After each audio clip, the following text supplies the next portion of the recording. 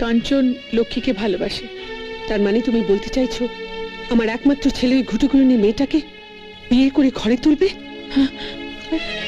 আর আমি চুপ করে সহ্য করব? সহ্য করতে না পারো আমি এই বাড়ি ছেড়ে চলে যাব। কাঞ্চন, তোর এত বড় সাহস কি করে হলো? লজ্জা শরমের বালাই না রেখে তুই আমার মুখের সামনে দাঁড়িয়ে বলছিস ওই মেয়েটাকে তুই বিয়ে করবি? কি পেলি ওর মধ্যে? কি আছে ওর? পরিচয় দেওয়ার মতো বংশ মর্যাদা আছে ওর? একটা ঘুটে কুড়ুনির মেয়ে। মা, লক্ষ্মীরা গরিব ঠিকই, কিন্তু ওদের জাতপাত নিয়ে অপমান করো না।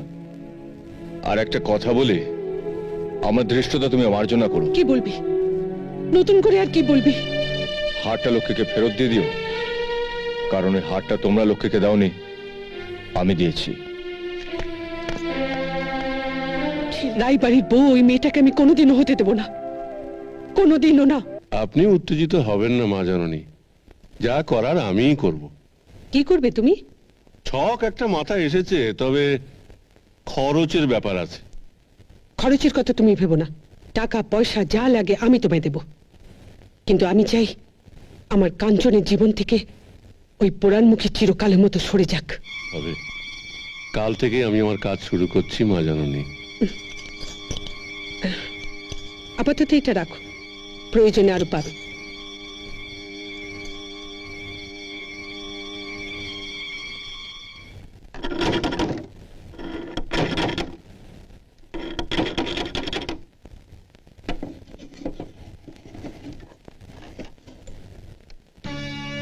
কি ব্যাপার তুমি? কটা কথা বলার ছিল, তা বাইরে দাঁড়িয়ে বলবো? এসো, তোমাকে আগেই বলে রেখে দিই, তোমাদের জমিদার বাড়িতে লক্ষ্মী আর কাজ করতে যাবে না। যাবে না? কেন যাবে? লক্ষ্মীর কি আর মান সম্মান নেই? দয়াল বাবু মানে লক্ষ্মীর বাপ যে কর্তামশাইয়ের একসময় বন্ধু ছিল, তা তোরা ভুলেই গেছে। তোমার আগমন কেন বলো তো? বলছি আমাদের কর্তা আর গিন্নিমা ঠিক করেছেন তোমাদের গাঁ ছাড়া করবেন। এত সোজা? চেষ্টা করে দেখুক না। এই হলো কথা, সেই জন্যই তো এলাম। এর একটা জবাব ওদের মুখের উপর দেওয়া উচিত। আগে আমাদের গা ছাড়া করার চেষ্টা করুক, তারপর দেখা যাবে। আরে বাবা, গাঁ ছাড়া করে দিলে আর দেখবেটা কি? বরং গায়ে যাতে থাকতে পারো তার একটা ব্যবস্থা করো। ব্যবস্থা করার বুদ্ধিটা কি তুমি করে নিয়ে এসেছো? একরকম বলতে পারো। এখন রাজি হওয়া না হওয়া তোমাদের উপর নির্ভর করছে। তা বুদ্ধিটা কি? জমিদার বাড়ির ব্যাপার তো সবই বোঝো। লক্ষ্মীর বিয়েটা যদি দিয়ে দাও তাহলে সব গোলমাল মিটে যাবে। বিয়ে? তা পাত্রটি কোথায়? কেন, আমার নকুল কি পাত্র খারাপ প্রভা? নকুলের হাতে আমি লক্ষ্মীকে তুলে দেব? হ্যাঁ, দেবে। হাজার হোক আমি জমিদার বাড়ির নায়েব, ওদের আদ্যপান্ত আমার নখ দর্পণে, বুঝলে তো? আমার পুত্রবধূ হলে লক্ষ্মীকে গা ছাড়া করার ভাবনাই ওদের মাথায় আসবে না। অনেক তো কষ্ট করলে, ভাইজির বিয়ে দিয়ে এবার বাকি কটা দিন একটু সুখে কাটাও। তার আগে তোমাকে যে দুটি পয়সা খরচ করতে হবে দামোদর। করব, কত খরচা করতে হবে বলো না? এই হাট থেকে বড় দেখে একটা কলসি আর মোটা দেখে একটা দড়ি আমাকে কিনে এনে দিতে হবে। কেন? লক্ষ্মীকে দেব, ও ডুবে মরবে। নকুলের সঙ্গে বিয়ে দেবার আগে ওকে ডুবে মরতে বলবো। তুমি জবাব পেয়েছো? এবার তুমি বিদেয় হও।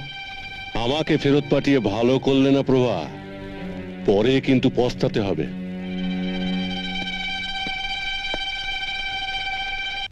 পাপ, বুঝলি, পাপ। মন্দির তো প্রতিষ্ঠা হলো, তো শিবলিঙ্গটা কোথায় রে? কর্তাবাবু যে বলেছেন লিঙ্গ স্বয়ম্ভু হবেন। ছাই হবে। তোদের পাপে বাবা ঠাকুর আমাদের গায়ে আসবেন না। আমাদের কেন পাপ হবে না মশাই? কেন কি রে? হ্যাঁ, কেন কি? একটা ডাইনিকে তোরা বাবা মহাদেবের মেয়ে বলে মান্য করছিস? শিব ঠাকুরের মেয়ে কি কখনো ডাইনি হয়? পিশাচ সিদ্ধ হয়? লক্ষ্মী ডাইনি বা হবে কেন নায়ব মশাই? আর পিছাচ সিদ্ধাই বা মানবো কেন? মানতে হবে না। মরগে তোরা, বাবার কোপে তোদের বসন্ত হবে, ওলা ওটা হবে। মহামারী এসে ঝাড়ে বংশে সবাইকে শেষ করে দিয়ে যাবে। সেদিন কপিলা গাইয়ের সঙ্গে কে কে গিয়েছিলি ভেলকি দেখতে? আমরা অনেকেই গিয়েছিলাম নাইম মশাই। গিয়েছিলি তো, তা গিয়ে কি দেখলি? সে বিশ্বাস করা যায় না। বাবা মহাদেব মাটি ফুঁড়ে বেরিয়ে এসছেন, কপিলার বাঁট দিয়ে দুধ পড়ছে তো পড়ছেই, শেষ আর হয় না। তাহলেই বোঝো কপিলা একবারে কত দুধ দেয়। মন মন দুধ কি ওই গায়ে দেয়? শিবলিঙ্গ মাটি ফুঁড়ে উঠলো আবার নিখোঁজ হয়ে গেল। এ কি ভেলকি রে বাবা! তাহলে কি নাই মশাই? লক্ষ্মীর খেলা, বুঝলি? সব ওই লক্ষ্মীর খেলা। ডাকিনী যোগিনী সব ওর হাতের মধ্যে, তারাই এসব ভেলকি দেখিয়েছে। এবার তোদের বংশ উজাড় করে আর একটা ভেলকি দেখাবে। তাহলে তো আপনারও ক্ষতি হবে নায়েব মশাই। না না না, আমার অঙ্গ স্পর্শ করার ক্ষমতা ওই ডাইনিটার নেই, বুঝলি? বিশাল এক তান্ত্রিক আমার বাড়ির চারিদিকে বন্ধন করে দিয়ে গেছে। আমার কিচ্ছু হবে না, মরবি তোরা। এর একটা বিহিত করা যায় না নায়েব মশাই? যায়, অবশ্যই যায়, তবে সেটা কি তোরা পারবি? পারবো, বলুন আমাদের কি করতে হবে? সামনের অমাবস্যায় লক্ষ্মীকে শ্মশানে নিয়ে যেতে হবে। ওকে জ্যান্ত পুড়িয়ে মারলে ওর সঙ্গে সঙ্গে ডাকিনী যোগিনী সব শেষ হয়ে যাবে। পিসি সর্বনাশ হয়েছে, পিসি সর্বনাশ হয়েছে। কি হয়েছে? নায়েব গাঁ শুদ্ধ লোককে খেপিয়ে তুলেছে। কেন? লক্ষ্মীর পাপে সারা গ্রাম রসাতলে যাবে। লক্ষ্মী নাকি ডাইনি, পিশাচ সিদ্ধা। কি বললে? আমাদের কজনের কথা তো সারা গ্রাম বিশ্বাস করবে না। বুঝেছি, তোদের কোনো চিন্তা করতে হবে না। যা ব্যবস্থা করার আমি নিজেই করব। কি বাবা, তুমি হঠাৎ আমার বাড়িতে কি মনে করে? এসব কি শুনছি? তুমি কেন গায়ের লোকজনকে উত্তেজিত করছো? আমি একজন নগণ্য মানুষ, আমার এত ক্ষমতা কোথায় যে সারা গ্রামের মানুষকে আমি উত্তেজিত করব? ওরা নিজেরা যা ভেবে ঠিক করেছে তাই করেছে। তুমি ওদের বোঝাতে পারোনি? আমার বোঝাবার দায়টা কিসের? তুমি কি চাও যে শেষ বয়সে আমাকেও ডাইনির অনুচর ভেবে ওরা আমাকেও পুড়িয়ে মারুক?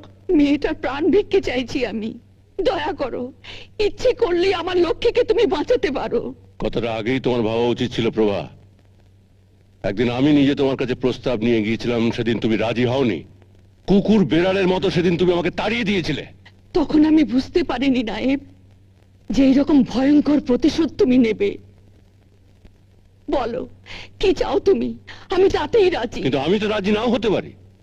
সেদিনের মতো আমি তোমাকে অপমান করে তাড়িয়ে দিতে পারি। পাশার দান এখন তোমার হাতে নায়েব। তুমি পারো, আমাকে তুমি তাড়িয়ে দিতে পারো। কিন্তু আমি তো তা দিচ্ছি না। সেদিন তুমি আমাকে অসম্মান করলেও আজকে আমি তোমাকে সম্মান দিচ্ছি। কিন্তু তার আগে তুমি একটা কথা বলো তো। কি কথা? লক্ষ্মী কাঞ্চনকে ভালোবাসে, জানো তুমি? আন্দাজ করতে পারি। জমিদারের ছেলে এসে যদি তোমার ভাইজিকে বিয়ে করতে চায় তখন তোমার মত বদলে যাবে না তো? কথার জবাব দাও। না। কথাটা মনে রেখো। অন্ধবিশ্বাস যে কি ভয়ঙ্কর হতে পারে তা তুমি এখনো টের পাওনি। লক্ষ্মী যদি জমিদার বাড়িতে গিয়ে আশ্রয় নেয় তাহলে তামাম জমিদারি প্রজারা ওই ডাইনি লক্ষ্মীকে টেনে বার করে নিয়ে আসবে আর তাকে পুড়িয়ে মারার ব্যবস্থা করবে। কথাটা মনে রেখো। তাহলে তাহলে এখন এখন আমি কি করব? দিন স্থির করা। আমি যত শিগগিরই পারি নকুলের বিয়ের ব্যবস্থাটা পাকা করতে চাই, আর একটা হোম টোম করে ওই লক্ষ্মীর মধ্যে থেকে ডাইনিটাকে তাড়িয়ে দেওয়ার ব্যবস্থা করব। কি চাই? আপনি নকুলের সঙ্গে লক্ষ্মীর বিয়ে ঠিক করেছেন? হ্যাঁ। কেন? আমি আমার ভাইজির বিয়ে কার সঙ্গে দেব সেই জবাবদিহি কি তোমায় করতে হবে? জবাবদিহি নয় পিসি, এ বিয়ে আপনি ভেঙে দিন। তারপর? তারপর আমি লক্ষ্মীকে বিয়ে করব। চমৎকার। এ কথা তো তুমি এতদিন বলনি। বলতাম, কিন্তু এত তাড়াতাড়ি যে আপনি মনস্থির করে ফেলবেন আমি বুঝতে পারিনি। তোমার আর কিছু বলার আছে? আমি আপনার জবাব শুনতে চাই। আমার জবাব শুনেই তো তুমি ছুটে এসেছো। আমি মনস্থির করেই লক্ষ্মীর বিয়ের সম্বন্ধ পাকা করেছি। এতে লক্ষ্মী সুখী হবে না পিসিমা? সুখী না হোক, কিন্তু প্রাণে তো বাঁচবে। কটা লোককে উত্তেজিত করে কি দামোদর প্রমাণ করতে পারবে যে লক্ষ্মী যায়নি? আর তাছাড়া আমরা সকলে তোর পাশে আছি পিসিমা। তারপরও লক্ষ্মী জীবনে সংশয় থেকে যাবে কাঞ্চন। দামোদর আমাদের কর্মচারী পিসিমা, আমাদের হুকুম তামিল করতে দামোদর বাধ্য থাকবে। দামোদর এখনো তোমার কর্মচারী হয়নি কাঞ্চন।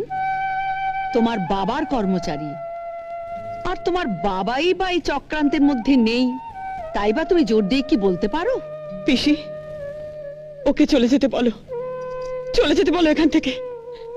তুমি বলার আগে যা বলার আমি ওকে বলে এসেছি, তবু কেন এসেছে এখানে বিরক্ত করতে? ওকে চলে যেতে বলো এখান থেকে। শুনলে তো, এবার তুমি এসো।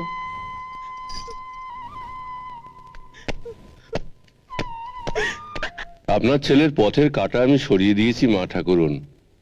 তবে ভেবে দেখুন, ওই মেয়েকে ঘরের বউ করে আনার ঝামেলাও অনেক, খরচও অনেক।